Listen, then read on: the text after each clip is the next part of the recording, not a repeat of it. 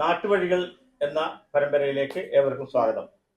ഇന്ന് നമ്മോടൊപ്പമുള്ള അതിഥി doctor MT Abdul Ghaffar, Vazhakkad Musliyarakath Ahmed കുട്ടി മൗലവിയുടെ ഇളയമകൻ.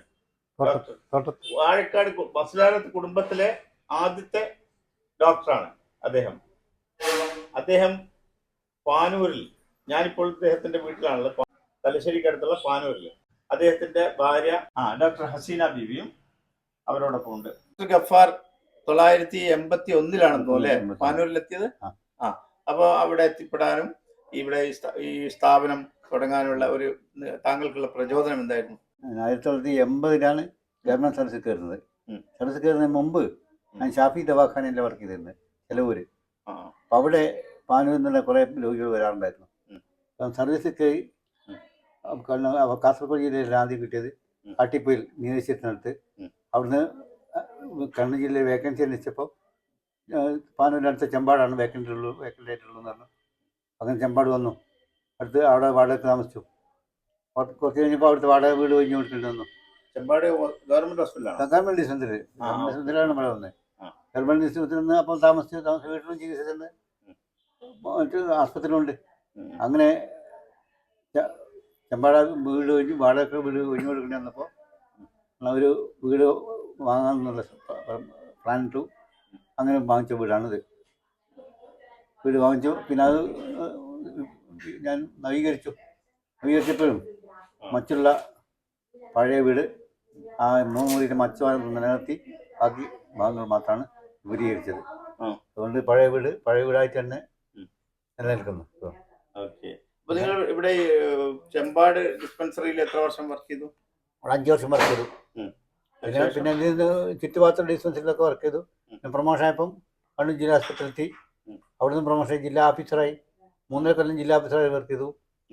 എന്നിട്ട് 2010 റിട്ടയർ ചെയ്തത്. അപ്പം ആശുപത്രി രോഗികളോടൊപ്പം വീട്ടിൽ നിന്ന് ധാരാളം രോഗികളെ ചികിത്സിക്കാറുണ്ട്. എന്നിട്ട് കണ്ണൂരിലെ മാത്രമല്ല കോഴിക്കോട് ജില്ലയിലൊക്കെ വിവിധ ഭാഗങ്ങളിൽ നിന്ന് ധാരാളം രോഗികൾ വരാറുണ്ടായിരുന്നു. എന്നാലും വാഴക്കാടിലുമായിട്ട് ബന്ധം വിട്ടിട്ടില്ല. വാഴക്കാട് വീടെടുത്തു. വീട്ട് സ്വാമിയും മാരേജ് ഒന്നിച്ച് 1983 ഡോക്ടർ ഹസീന ബീവി, നിലമ്പൂരിൽ നിന്നുള്ള Haseena Beevi Ayurveda medical officer, Ayurveda doctor തന്നെയാണ്. അവർ കല്യാണം കഴിച്ചു. ഞാൻ എന്ത് ചെയ്തു, അവർ സർവീസ് കയറ്റി. അവരും നിങ്ങളുടെ കൂടെ ഇവിടെ തന്നെ താമസം. ഇപ്പൊ നിങ്ങള് പാനൂർ ബസ് സ്റ്റാൻഡിന്റെ അടുത്ത് അന്ന് പാനൂർ ബസ് സ്റ്റാൻഡിന്റെ അടുത്തുള്ള വീട്. ബസ് സ്റ്റാൻഡിന്റെ അടുത്ത് ബസ് സ്റ്റാൻഡിൽ ഇല്ലായിരുന്നു. 92 മറ്റാണ് ബസ് സ്റ്റാൻഡ് വന്നത്. ബസ് സ്റ്റാൻഡ് വന്നപ്പോൾ ബസ് സ്റ്റാൻഡിനോട് ഫേസ് ചെയ്ത് വീടിൻ്റെ അറ്റത്ത് പടിഞ്ഞാറ് ഭാഗത്ത് ഷോപ്പിംഗ് മോൾസ് എടുത്തു. ഒരു 19 മുറിയിലെ ഷോപ്പിംഗ് മോൾസ് ഉണ്ട്.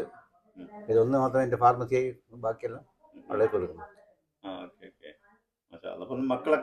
മക്കൾ മൂത്ത മകൻ കോഴിക്കോട് ഡെന്റൽ കോളേജിൽ, medical college university dental college, അവിടെ പ്രൊഫസറാണ്. MDS കഴിഞ്ഞിട്ട് പീഡോഡെന്റിസ്റ്റ് ജസീം. രണ്ടാമത്തെ ആള് അസീം, അത് കുവൈത്തിൽ ഒരു ബാങ്കിൽ മാനേജറാണ്. മൂന്നാമത്തെ ആള് അഫീഫ്, കോഴിക്കോട് എയർപോർട്ടിൽ സീനിയർ മാനേജറാണ്. അപ്പോൾ MTech കഴിഞ്ഞിട്ട് എയർ ഇന്ത്യയിൽ കിട്ടിയാണ് UPSC എക്സാം വഴി.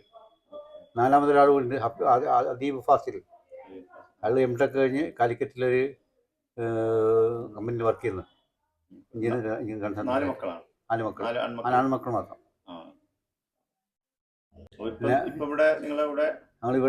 ഞങ്ങളിവിടെ സമീപത്തായിട്ട് കാർമ്മികത്വത്തിൽ ഒരു പള്ളി ഉണ്ടായിട്ടുണ്ട്, മസ്ജിദ് റഹ്മ. കേരളത്തിൽ വളരെ പട്ടാളം പള്ളി പോലെ തൂണില്ലാത്ത പള്ളിയാണ്.